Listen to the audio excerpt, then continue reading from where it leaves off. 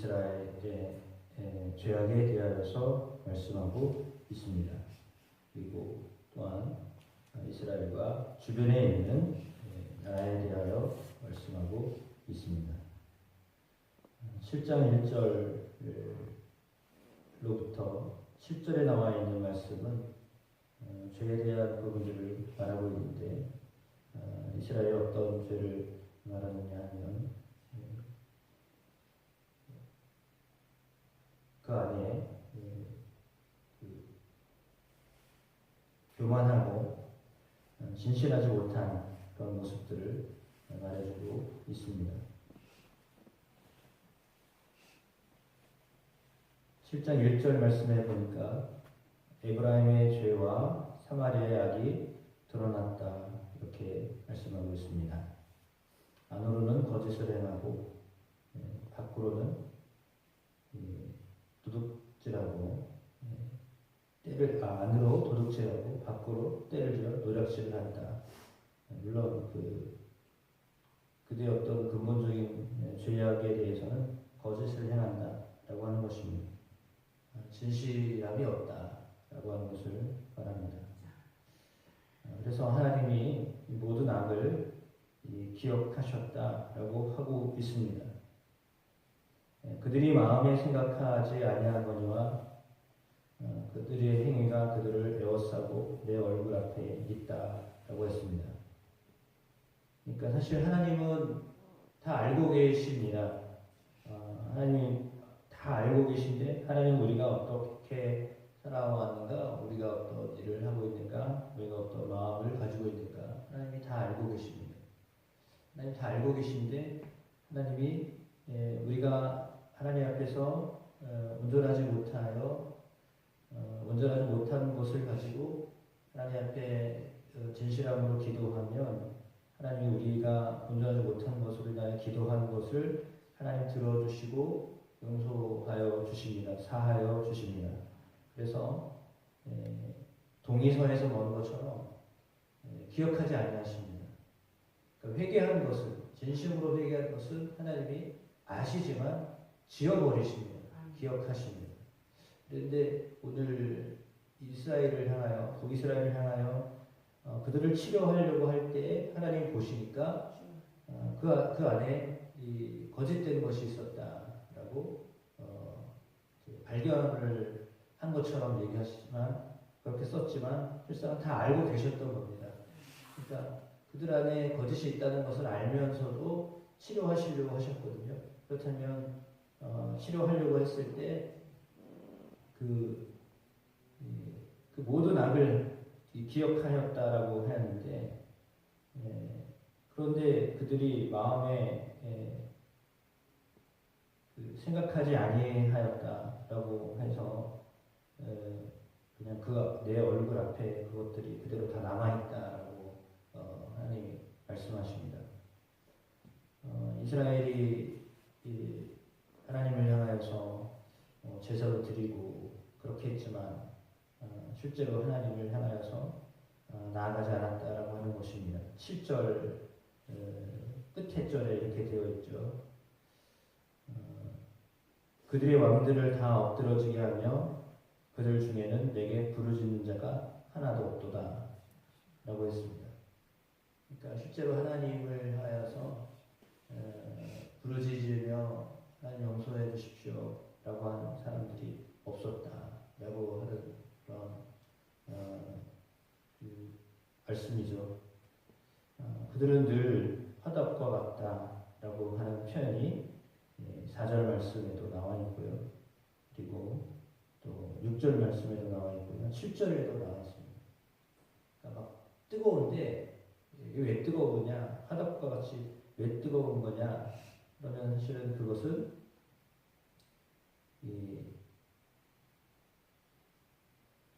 그들 안에 죄악으로 인하여서 뜨거워졌다라고 하는 것을 말합니다. 그러니까 죄로 인하여서 화덕과 같이 뜨거워졌다라고 하는 것을 3번이나 반복해서 표현을 하시는데, 그렇게 뜨거워져서 그런 죄를 범하며 살고 있었다라고 하는 것입니다. 그럼에도 불구하고 그들이 하나님께 부르짖지 않았다라고 하는 거죠. 하나님께 기도하지 않았다라고 하는 것이 그들 안에 있었던 죄입니다. 특별히 왕과 지도자들을 향하여서 말씀하고 있습니다. 재판장들을 향하여서 말씀하고 있습니다.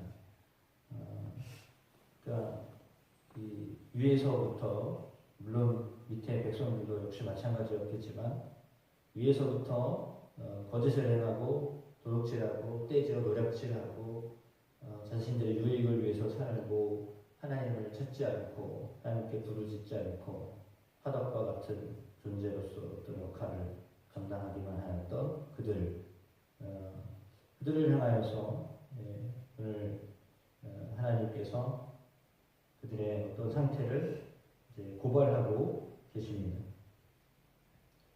그리고 8절 말씀부터 16절에 나와 있는 말씀에 그들이 어떻게 살아왔는가, 그들은 10절 말씀에 보니까, 8절 말씀에 보니까 여러 민족 가운데 혼합되었다라고 말합니다. 그는 곧 뒤집지 않은 전병과 같다, 전병이다라고 했습니다. 한쪽만 이렇게 계속 뒤집어야 되는데, 전병은 뒤집어야 결국 이렇게 해서 먹을 수 있잖아요. 그런데 그냥 내버려 두었다는 거죠. 그래서 뭐 한쪽은 보기 좋았을지 모르죠. 근데 한쪽은 완전히 타서 전혀 쓰임 받을 수 없는 그런 어떤 상태였다라고 하는 것입니다. 그런 이스라엘의 교만이 그 얼굴에 드러났다. 그들이 이 모든 일을 당하여도 그들이 하나님 여호와께로 돌아오지 아니하며 구하지 아니하도다. 계속 호세아 선지자를 통해서 하고 있는 말은 구하지 아니하였다. 10절의 그 말씀, 11절에도 에브라임은 어리석은 비둘기같이 지혜가 없어서 애굽을 향하여 부르짖으며 아수르로 가는도다. 저쪽은 11절 말씀이 북이스라엘의 외적인 모습을 보고 안타까워하시는 하나님의 마음입니다. 하나님께로 와야 되는데요. 하나님을 향하여서 구하여야 되는데요. 그들이 하나님을 향하여 구하지 아니하고요. 어떤 어려움을 당하여도 하나님께로 오지 아니하고요. 지혜가 없어서 애굽을 향하여 부르짖고 아수르로 갔다. 이렇게 말합니다. 그러니까 정작 하나님을 향하여 기도해야 되는데, 그런데 그럼에도 불구하고 하나님은 찾지 않냐고 힘 있는 민족을 찾아갔다. 힘 있는 어떤 방법들을 찾았다라고 하는 것입니다. 그래서 나의 그물을 그 위에 쳐서 공중의 새처럼 떨어뜨리고 전에 회중에 들려준 대로 그들을 징계할 것이다. 그들이 나를 떠나 그릇 같음이다 라고 하나님이 말씀하십니다. 그들이 내게 범죄하였음이니라 내가 그들을 건져주려 하나 그들이 나를 거슬러 거짓을 말하고 성심으로 나를 부르지 아니하였으며 오직 침상에서 슬피 부르짖으며 곡식과 새 포도주로 말미암아 모이며 나를 거역하도다 라고 했습니다. 그들의 관심은 오직 곡식과 새 포도주예요. 그러니까 어떤 몸에 좋은 것 내지 육신의 어떤 유익함을 찾는 것, 그거를 그들이 찾지 하나님을 찾지 않는다라고 하는 겁니다. 세상적인 어떤 것들을 찾지 하나님을 찾지 않고 있다라고 하는 겁니다. 그래서 하나님이 이 성심으로 나를 부르지 아니하였다라고 하는 그런 말씀을 하고 있습니다. 하나님을 정말 찾아야 된다. 오늘 본문을 통하여 계속 반복돼서 나오는 것은 하나님을 부르짖지 않고 하나님께 간구하지 아니하고 라고 하는 그런 단어입니다. 하나님을 정말 찾고 하나님을 정말 의지하고 그렇게 살아라 라고 말씀하고 있습니다. 그런 삶을 살 때 하나님이 우리 안에서 하나님은 발견되시고 또 하나님은 우리의 삶에 어떤 위기로부터 우리를 건져주시는 하나님이심을 믿습니다. 징계를 받는 중에서도 사랑을 베풀어 주실 수 있는 분이 하나님이십니다. 자녀가 잘못하면 징계하지만 그 징계의 목적은 징계가 목적이 아니라 징계 후에 그의 어떤 그 삶이 올바른 길로 의의 길로 가도록 하시기 위함입니다. 그것을 아는 사람은 징계를 받는 것이 사실은 어쩌면 감사하게 받아들여야 될 것이 되는데 그렇지 않으면 그걸 모릅니다. 그 이유를 알지 못하면 징계받는 것 자체를 싫어하고 오히려 하나님을 떠날 수도 있겠죠. 그러나 오늘 본문을 통하여 오늘 우리에게도 말씀하고 있는 것처럼 하나님께로 돌아오는 것, 하나님께로 돌아오고 하나님을 부르는 것, 진심함으로 성심으로 주님을 부르는 것, 그러면 주님이 역사하여 주실 줄로 믿습니다.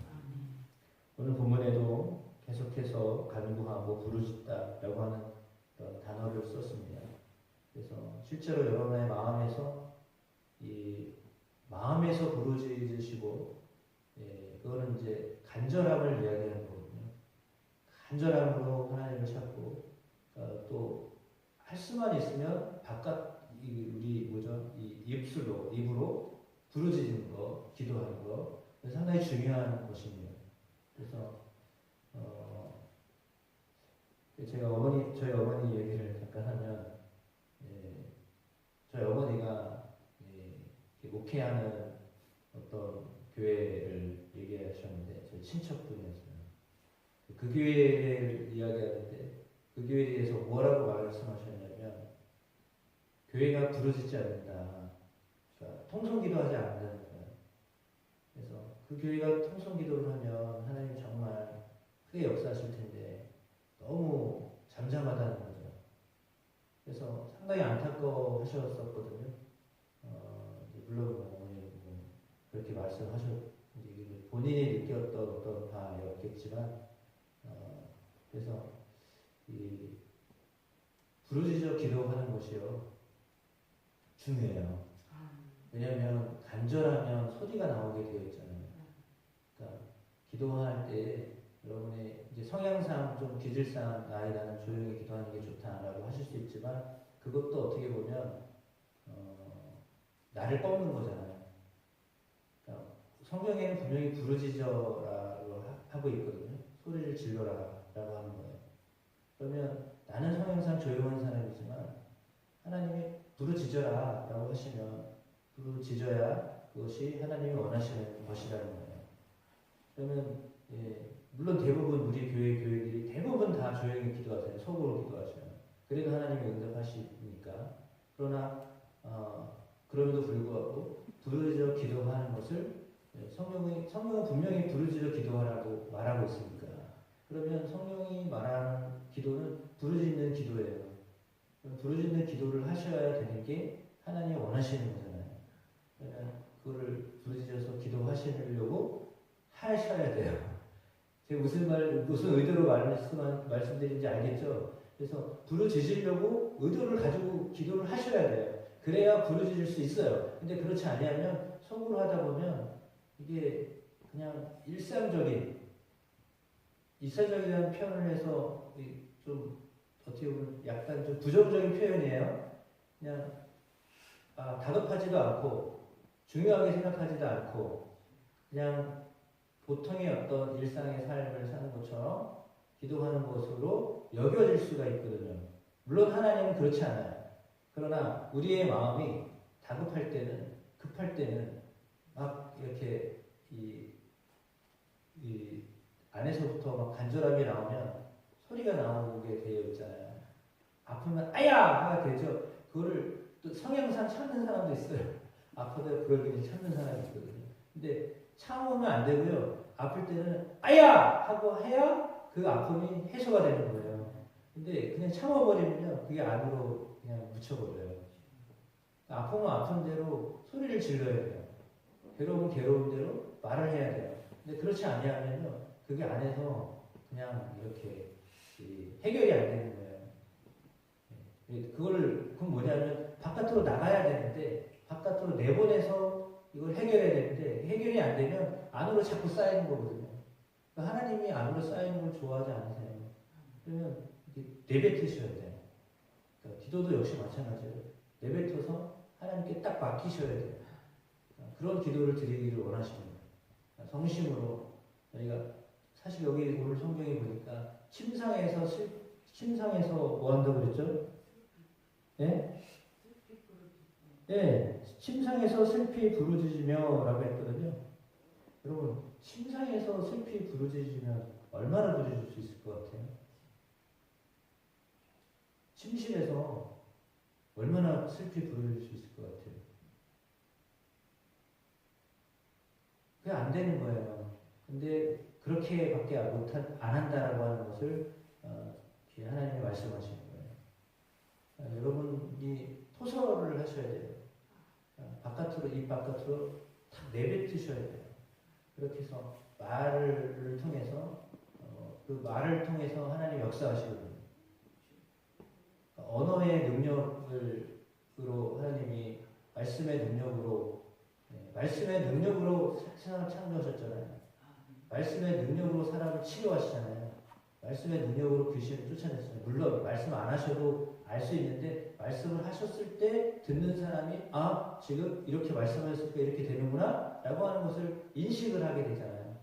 그래서 그건 뭐냐면 내가 그것을 인식하게 되는 거예요. 하나님은 아시지만 그러나 내가 이런 표현을 함으로 나도 알고 듣는 사람도 알게 되고 그렇게 되는 거거든요. 그래서 여러분 부르짖는 기도 다시 한번 강조하지만 부르짖는 기도를 하셔야 돼요. 부르짖는 기도를 하시기를 축복합니다. 그래서 정말 내뱉으셔야 돼요. 발성을 해서 내뱉으시는 기도를 하셔야 돼요. 그래야 그것이 하나님이 기뻐하시는 기도예요. 그래서 내 안에 그것이 어려운 문제들이 쌓이지 않냐고요. 그냥 이렇게 바깥으로 분출을 시키는 거예요. 그런 역할을 하거든요. 그러니까 반드시 부르짖어서 하셔야 돼요. 부르짖어서 기도하시고 여기서 하기 좀 그렇다면 혼자라서도 하셔야 돼요. 부르짖어서 기도하시고 부르짖어 기도할 때 그리고 마음을 다하여 기도할 때 하나님이 그 기도에 역사하여 주심을 믿습니다. 하나님께로 그렇게 기도하는 것을 주님 오늘 말씀을 통해서 우리 가르쳐주고 계신 거예요. 계속 반복해서 말씀하시잖아요. 부르짖어 기도하시는 것을 하여서 하나님으로부터 크고 비밀한 것을 알게 되고 또 하나님의 역사하시는 것을 경험하는 그런 은혜들 함께 나누는 역사가 있게 되시기를 축복합니다.